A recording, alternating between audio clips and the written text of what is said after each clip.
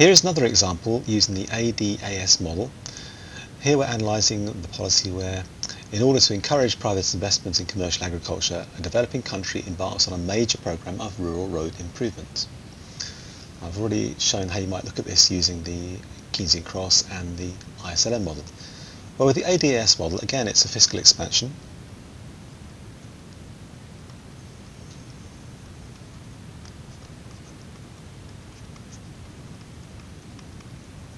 But the fiscal expansion, the macroeconomic effects of fiscal expansion, really we're concentrating on the demand side effect.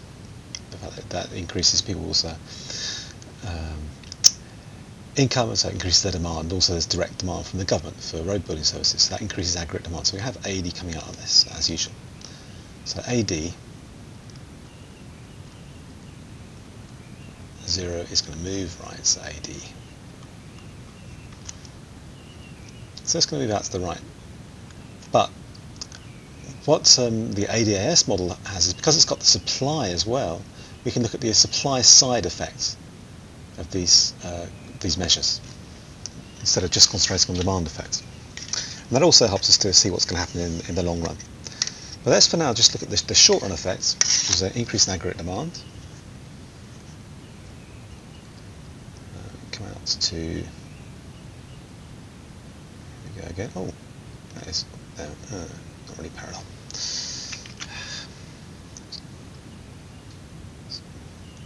That's the bendy ruler situation. So AD is coming out to here, from AD 0 to AD 1. So that we could make sure we emphasise is the short run situation, which is the same conclusion as we've had from a Keynesian cross and the ISLM model, which is that you have an increase in income going from the original Y0 here, A up to point B here. Income is Y1, and there's going to be some inflationary pressures from P0 up to P1. So it's better to have an increased income and increased price level from inflationary pressures in the short run. Now normally, of course, what happens then is that as people's perceptions adjust, as wages start to adjust in the economy, other prices catch up that were sticky at first, this short aggregate supply curve starts to fall backwards, because people realise that production is not actually so profitable as it seems, or wages adjust so it isn't so profitable as it actually is. So we move back to point C here. However, when we consider that this policy would have supply side effects, and that in two ways. One way is that assuming the work was successful, the major program of rural road improvement is going to improve the performance of the economy. It's going to reduce transactions costs. People are going to be able to move goods around much more efficiently. Information will flow faster. A range of things will become more profitable or feasible. So, on the supply side, we expect an increase, and that's going to last as long as the roads do. So that's not a short run thing, that's an increase in long run aggregate supply. So this supply measure, if it's successful, is actually going to move the long run aggregate supply to the right. So in the long run,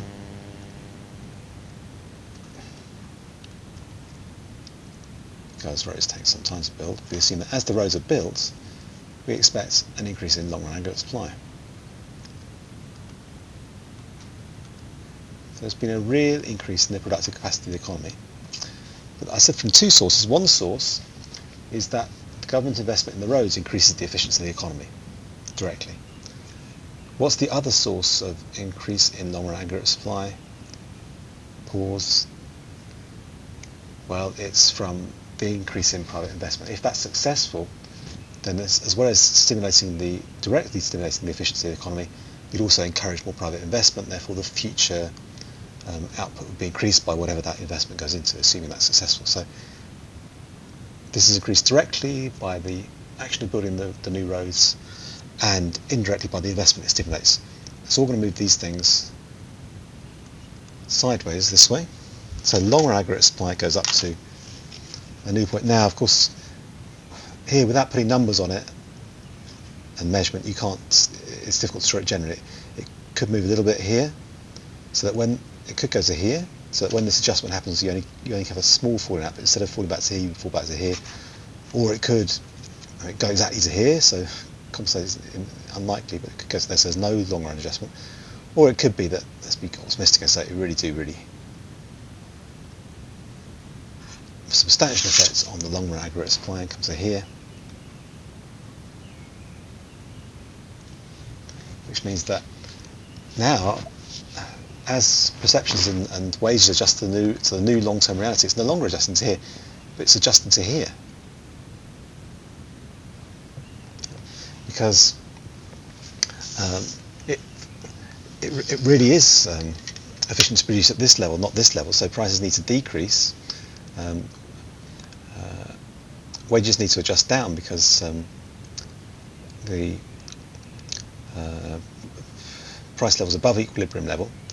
So as wages adjust and misperceptions adjust, this time the short run aggregate supply will adjust this way. So we will have a parallel line with a bit of luck here, sort of parallelish.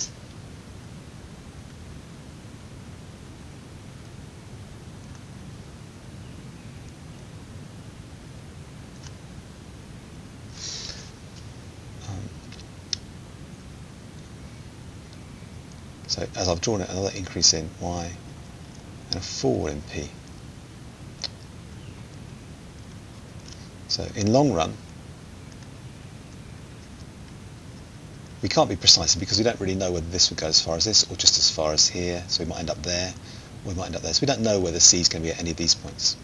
But it's going to be to the right of this point. So compared to the place where we don't take the supply side effects into consideration, here, where we would expect to end up if there was no supply effect, we're going to have we're going to up here somewhere, so there really will be a positive increase in output compared to what we started with, and there won't be so much of an inflationary effect as we would have had in the absence of the supply side effects, because the greater efficiency reduces the upwards pressure on prices.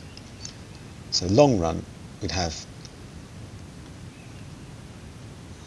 some increase, some real increase in income.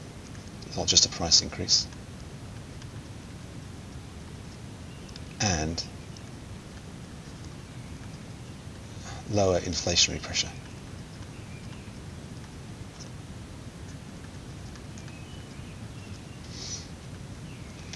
Than in the short run, because the effects of this spending are to reduce the inflationary pressures. So a slightly more sophisticated answer is possible with the long-run aggregate supply and demand model, because it's taking into account, as well as the demand effects, the long-run aggregate supply effects. And of course, another thing we haven't put back into this is, well, how long does this aggregate demand stimulus carry on? The conventional thing in these models is to say, well, let's assume that we stick at this high level of aggregate demand. But of course, after the road building program eventually finishes, then this might be falling down, might be decreasing, but which would counteract some of the effects. So you can bring that into the argument if you like. And then again, you can go beyond this and start thinking about, well, how does that affect other stakeholders? What about the political economy of where the real roads go, and so on? So there are a number of other complications you can add to this once you've done this basic economic analysis. Okay, and that's the end of that example.